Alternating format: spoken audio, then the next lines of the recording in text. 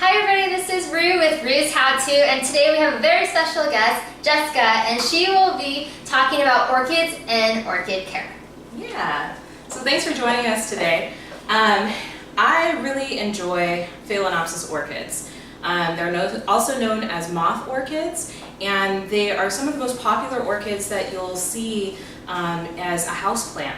They're actually very easy to care for, but some people think that they're hard because there's basically a few rules that they need for really good care, and if you don't follow those rules, they'll tend to fade rather quickly. And yet, if you do follow the rules, they'll continue to be something that you'll enjoy for a really long time. So this is a typical Phalaenopsis orchid that you would find at one of your local grocery stores or florist shops, and this is how it looks when you purchase it. You'll notice that it has the floral plastic around it. You'll definitely want to take that off when you bring it home. This is just to protect it as a sleeve before, while you're transporting it, before you purchase it, and to get it home. But once you get it home, you want to take it off, so I'm going to go ahead and cut that out here. So you can carefully trim it away from the plant.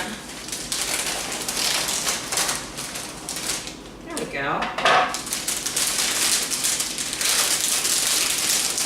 And just be careful not to damage any of the blossoms or the leaves when you're taking it off. Wonderful. Okay, and then there's also a care tag on here. I'm going to remove that. And some of the key things that you want to keep in mind when you bring home your orchid is temperature, water, and humidity. So a good rule of thumb is that your orchid is going to want to be in the same sort of temperature that you're comfortable in. Okay, so somewhere around 65 to maybe as high as 78, 77 degrees, which makes it a very ideal houseplant.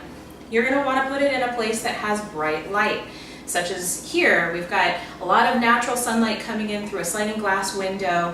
If you have that same amount of light coming in from a bedroom window or a bright bathroom skylight or something like that, that's really ideal.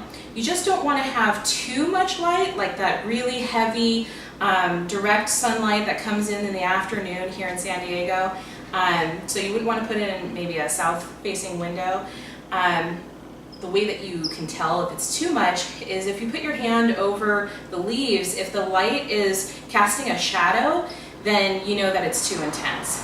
What happens when you do that, say you by mistake put the plant in a too bright of an area, it'll actually sunburn. It'll have a sunburn just like you or me. So the other thing that you'll want to do is make sure that the humidity is good. Happily, Phalaenopsis orchids are some of the orchids that are more flexible in that regard. They don't need too high of a humidity.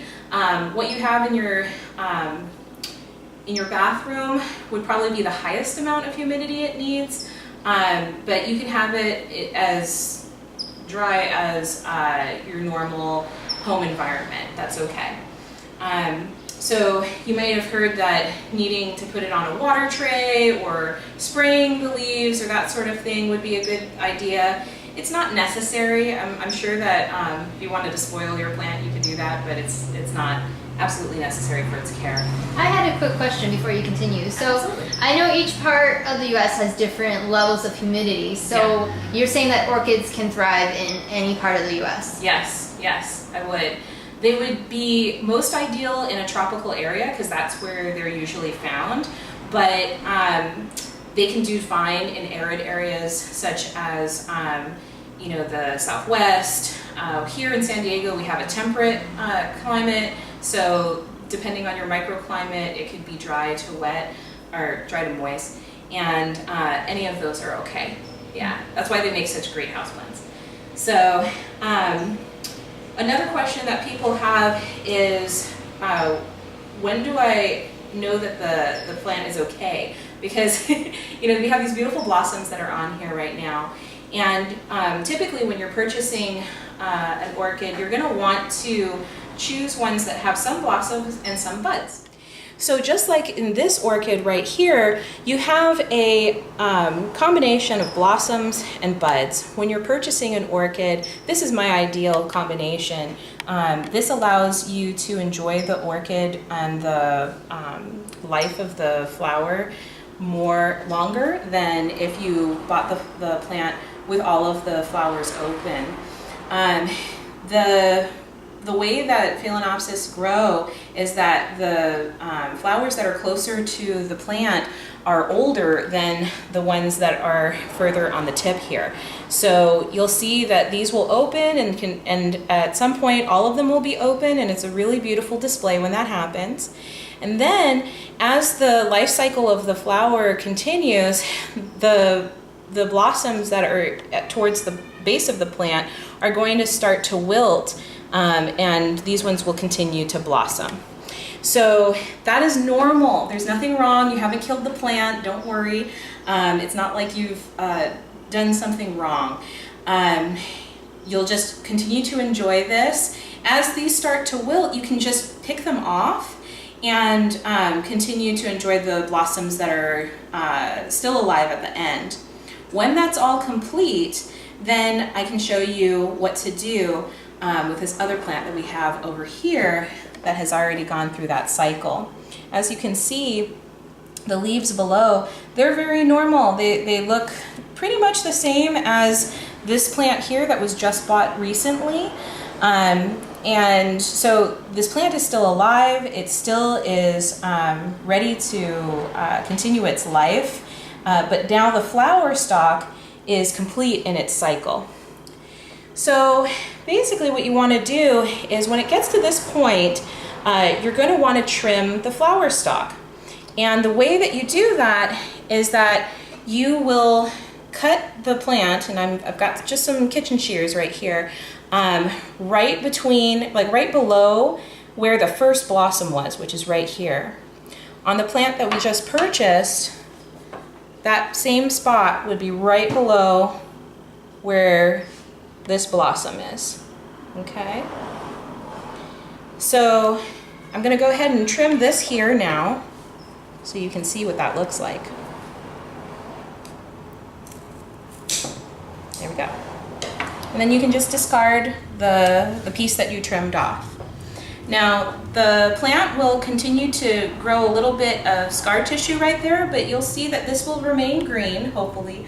And the next flower that's going to come out is actually going to come out from one of these nodes here. So you see there's these little bumps that are on the flower stalk. The next flower stalk is going to come from this node right here. Another thing that I wanted to add about cutting the flower stem is that sometimes when you've been caring for your orchid, the flower stem is going to start to brown all the way to the bottom. This one here, it was green, so it was okay to cut it towards the top. That saves you some time because it takes a lot of energy for the plant to grow an entire new flower stalk. But if for some reason it's browned all the way to the bottom of the base of the plant, then you would simply trim it at the bottom right next to the leaves and leave about an inch of growth for it to do that. A common question that people have is how long does it flower, or how long does it take for the next flower to come? And basically that would be in ideal conditions, like ideal light, ideal watering, consistent temperature and all of that, would be about 2 months. So your Phalaenopsis orchid, if it's in ideal conditions, is probably only going to flower maybe 3 times a year. And so that's something to know. Please don't throw away your plants. There's no reason. You can keep them growing really well, and they'll continue to bring you lots of pleasure and beauty in the meantime. What I like to do is I'll stagger the amount of orchids that I have so that they're flowering at different times, and I keep them together and they look really great. So another thing that I wanted to cover is how to water your orchids. And Phalaenopsis orchids are actually a lot like succulents in the amount of water that they require, which is not very much. When they are in their natural habitat, these flowers are known as epiphytes. And so what that means is that they grow on other trees and in crevices. They grow upon things. That's what epi means.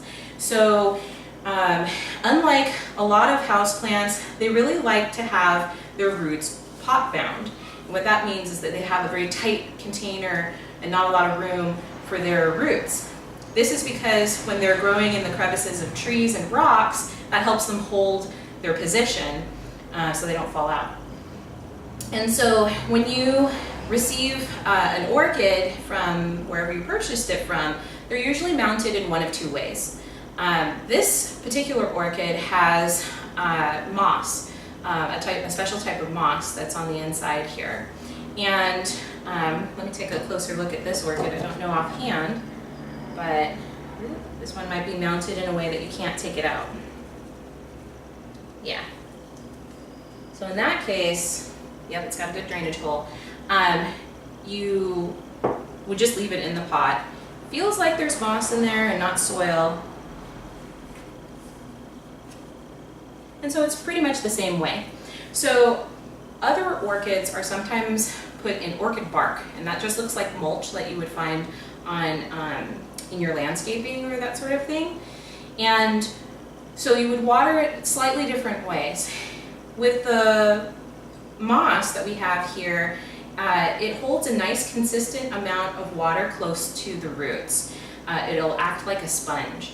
So right now I've let this orchid dry out a little bit, and you're going to want to have that happen between waterings. You don't want to overwater them.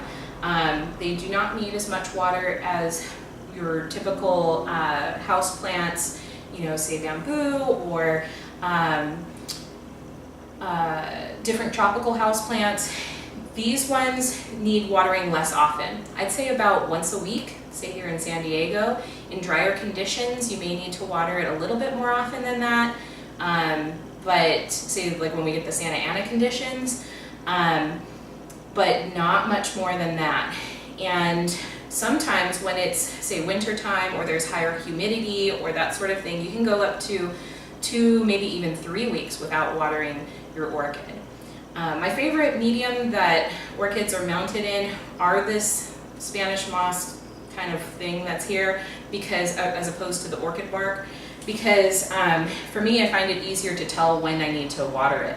So on the bottom of your orchid pot, there's usually an area where you can feel the moss.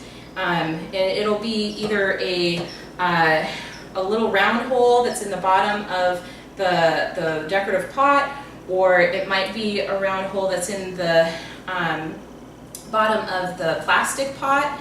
But when that moss on the bottom feels dry, like a dry kitchen sponge, then you know it's time to water it.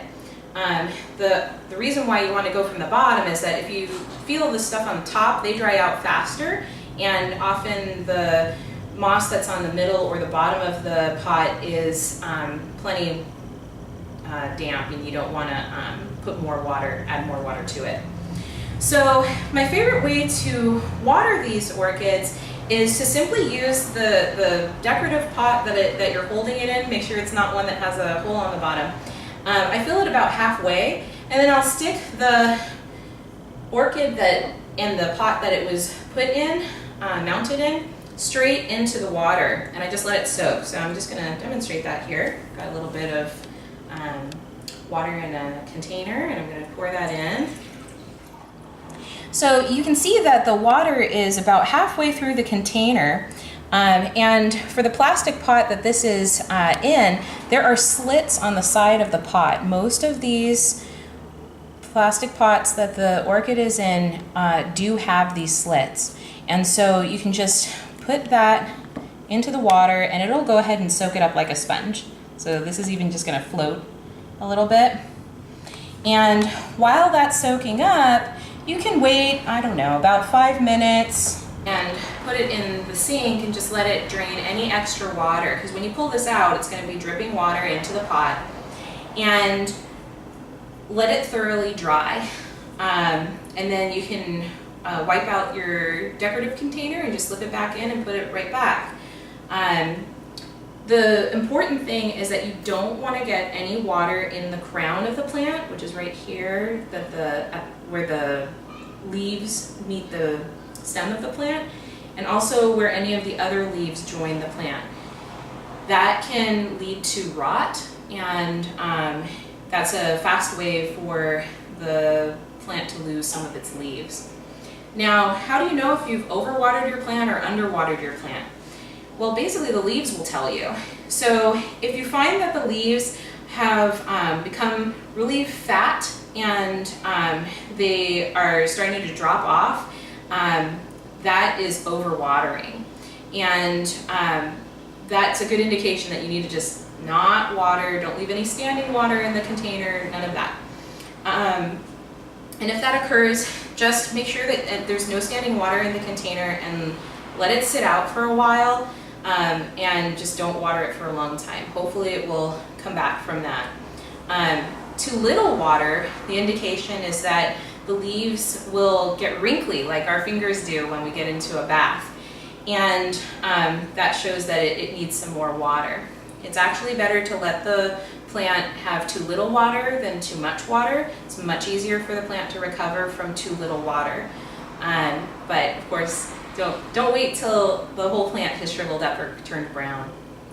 Another question that people have sometimes is about the roots that are coming off of the base of the plant.